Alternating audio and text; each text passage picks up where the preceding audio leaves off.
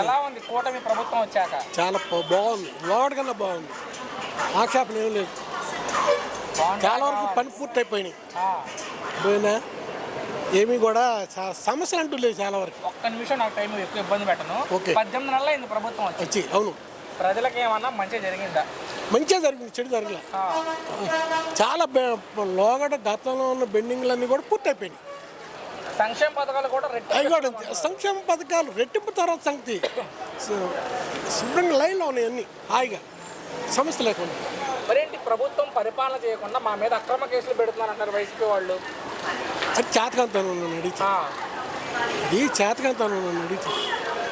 ఇప్పుడు కూడా మనం ఏదైనా ఒక మంచి చేస్తున్నామంటే దానికి వెనక మనం కొంచెం చూసి మాట్లాడాలి. ఏదోటి మనకి పాపులర్ అవడానికి ప్రతి దానికి వ్యతిరేకంగా ఉండకూడదు.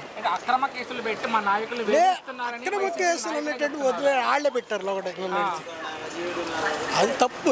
అక్రమ కేసులు అనేది తప్పు. అంటే ఇవన్నీ కూడా నోట్ చేసుకున్నాం. 2029 రిటర్న్ గిఫ్ట్ ఇస్తామంటున్నారు మాజీ అనుకోవడం వరకే.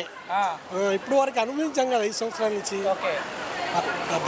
ఈయన అనుభవం ఉన్నటువంటి మనిషి, అనుభవం ఉన్నాడు కాబట్టి అనుభవం ఉన్నాడు చేస్తారు. కొత్తలో చేస్తూ ఉంటారు. ఖచ్చితంగా అధికారంలో 2029 వస్తామని జగన్మోహన్ రెడ్డి కూడా చెప్తున్నారు. వాళ్ళు అనుకుంటారు సార్, అనుకోవడంలో తప్పే ఉంది. ఎవరైనా అనుకుంటారు. నేను కూడా కోటీసుని అయిపోతాను ఉంటానా కృషి ఉండొద్దు.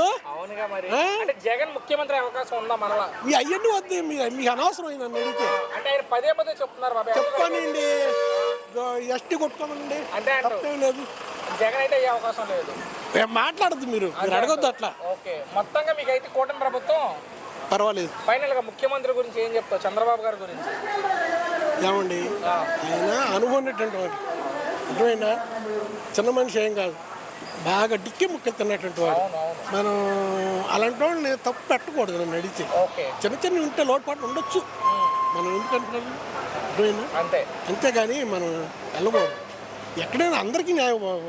1000 మందిలో ఒక 2-3 పట్టుకుని వేలాడితే ఎట్లా?